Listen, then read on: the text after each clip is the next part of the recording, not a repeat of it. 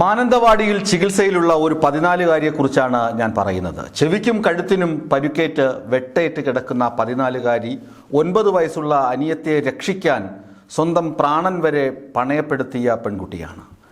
അമ്മ കൊല്ലപ്പെട്ടു. അനിയത്തിക്ക് എങ്ങനെയെങ്കിലും അനിയത്തിയെ രക്ഷപ്പെടുത്തണം. അനിയത്തിയെ ശുചിമുറിക്കകത്ത് പൂട്ടിയിട്ട ശേഷം അയൽവീട്ടിലേക്ക് ഈ 14-കാരി ചോര ഒലിപ്പിച്ചുകൊണ്ട് ഓടിപ്പോയി പറയുന്നു, അമ്മ കൊല്ലപ്പെട്ടിരിക്കുന്നു, അമ്മയെ എങ്ങനെയെങ്കിലും രക്ഷപ്പെടുത്തണം, അനിയത്തിയെ രക്ഷപ്പെടുത്തണം.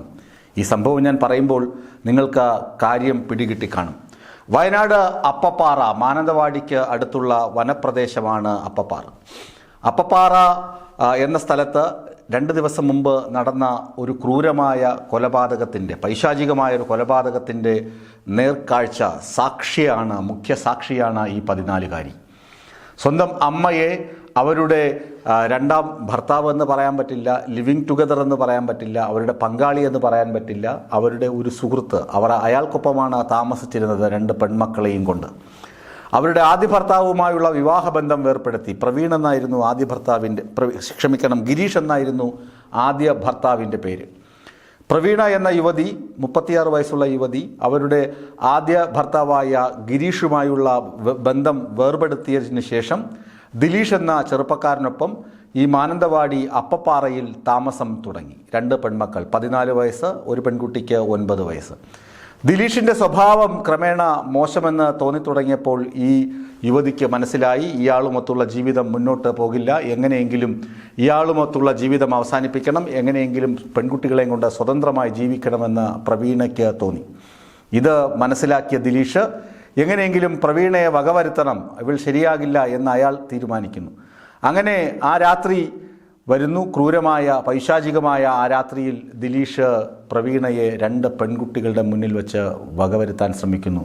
ഇത് തടയാൻ ശ്രമിക്കുമ്പോഴായിരിക്കണം 14-കാരിയുടെ ചെവിക്കും കഴുത്തിനും മാരകമായി പരിക്കേൽക്കുന്നു. ആലോചിച്ച് നോക്കുക, ആ പെൺകുട്ടി എന്തുമാത്രം നുറുങ്ങിയിരിക്കണം ഹൃദയം.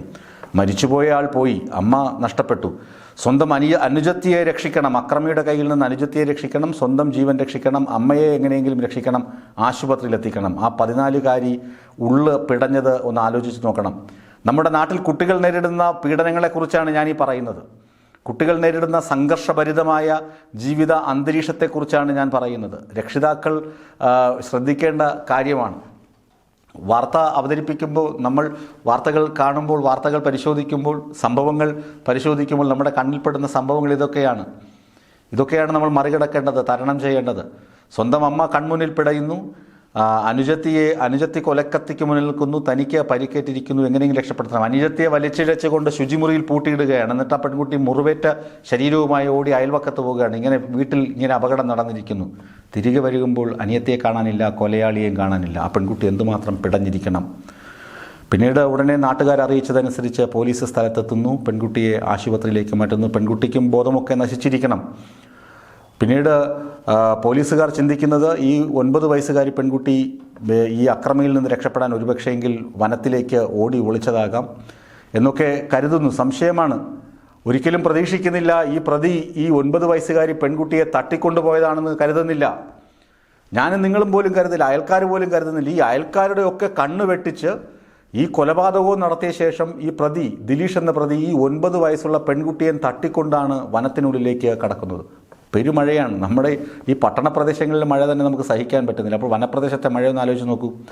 ഘോരമായ കാറ്റ്, 60 കിലോമീറ്ററിലധികം വേഗത്തിലാണ് കാറ്റ് വീശുന്നതെന്ന് കാലാവസ്ഥാ നിരീക്ഷണ കേന്ദ്രം നമുക്ക് മുന്നറിയിപ്പ് നൽകുന്നു. വനപ്രദേശത്തിൽ കാറ്റിൻ്റെ ശക്തി ഒന്ന് ആലോചിച്ച് നോക്കൂ. മരങ്ങൾ കൊമ്പ് കുലച്ചിങ്ങനെ വീശിയടിക്കും. ആ കാറ്റിൻ്റെ ഘോരമായ ശബ്ദം പോലും ഭയം പടർത്തുന്ന ആ കാറ്റിൻ്റെ ശബ്ദം പോലും നമ്മളെ ഭയചകിതരാക്കും. ആ ഭയമൊക്കെ വിറങ്ങലിച്ച് നിൽക്കുന്ന അന്തരീക്ഷത്തിൽ ആ 9 വയസ്സുകാരി എന്തുമാത്രം പേടിച്ചിട്ടുണ്ടാകും, ആ 14-കാരി എന്തുമാത്രം പേടിച്ചിട്ടുണ്ടാകും. അങ്ങനെ ആ പേടിപ്പിക്കുന്ന അന്തരീക്ഷത്തിൽ ആ പെൺകുട്ടി എങ്ങോട്ട് പോയി എന്ന് പോലീസുകാരും നാട്ടുകാരും ഒക്കെ അന്തിച്ച് നിൽക്കുമ്പോൾ ഈ കൊലയാളി, ദിലീഷ് എന്ന് പറഞ്ഞ കൊലയാളി, ഈ പെൺകുട്ടിയും കൊണ്ട് സ്ഥലം വിട്ടു. പോലീസുകാർ ഡ്രോണിൻ്റെ സഹായത്തോടെ, ഡ്രോൺ അറിയാലോ, ഈ ഏരിയൽ വ്യൂ കിട്ടും, വനത്തിൻ്റെ മുകളിലൂടെ പരിശോധിച്ചു. ഒടുവിൽ പ്രതിയെ പിടിച്ചു. 24 മണിക്കൂറിനുള്ളിൽ അവനെ കയ്യാമം വച്ചു Kerala police. Big salute sir. Police അവനെ പിടിച്ചു. അവനെ പിടിച്ചപ്പോൾ ആ 9 വയസ്സുകാരി അവനൊപ്പം ഉണ്ടായിരുന്നു. 9 വയസ്സുകാരിയെ ഭാഗ്യം കൊണ്ട്, ആ പെൺകുട്ടിയുടെ ഭാഗ്യം കൊണ്ട് അല്ലെങ്കിൽ മരിച്ചുപോയ അമ്മയുടെ ഭാഗ്യം കൊണ്ട് അമ്മ ഈ പെൺകുട്ടികളെ കരുതുന്നതിന് വേണ്ടിയാണല്ലോ ഇവൻ്റെ ഈ ദുഷ്ടനിൽ നിന്ന് എങ്ങനെയെങ്കിലും രക്ഷപ്പെടണം, പെൺമക്കൾക്കെങ്കിലും നല്ല ഭാവി ഉണ്ടാകണമെന്ന് കരുതിയിട്ടാണല്ലോ ഈ ദുഷ്ടനിൽ നിന്ന് രക്ഷപ്പെടാൻ ആഗ്രഹിച്ചത്. അതുകൊണ്ട് അവരുടെ പ്രാർത്ഥനയാകണം 9 വയസ്സുകാരി കുട്ടിക്ക് യാതൊരു അപകടവും സംഭവിച്ചില്ല, ആരോഗ്യ പ്രശ്നങ്ങളൊന്നും യാതൊന്നും ഉണ്ടായില്ല, യാതൊരു പരുക്കും ഏറ്റിട്ടില്ല പെൺകുട്ടിക്ക്. അതൊരു വലിയ ഭാഗ്യമായി ഈശ്വരാനുഗ്രഹമെന്ന് പോലീസുകാർ പോലും സാക്ഷ്യപ്പെടുത്തുന്നു. അവൻ പെൺകുട്ടിയെ ഉപദ്രവിച്ചിട്ടില്ല, പെൺകുട്ടി സുരക്ഷിതയാണ്. 9 വയസ്സുകാരിയെ പോലീസ് റെസ്ക്യൂ ചെയ്തു, രക്ഷപ്പെടുത്തി. പോലീസ് പ്രതിയെ കയ്യാമം വെച്ചു. ഞാൻ പറയുന്നത് മാനന്തവാടിയിലാണ് ഇത് സംഭവിച്ചത്. സ്വന്തം അമ്മ കൺമുന്നിൽ പിടഞ്ഞു മരിക്കുന്ന കാഴ്ച, 9 വയസ്സുകാരിയെ കൊലക്കത്തിയിൽ നിന്ന് രക്ഷപ്പെടുത്തേണ്ടി വരുന്ന 14കാരിയുടെ അവസ്ഥ. നമ്മുടെയൊക്കെയും വീട്ടിൽ കൊച്ചുമക്കളുണ്ട്, പെൺകുട്ടികളുണ്ട്, പഠിക്കുന്ന മക്കളാണവർ.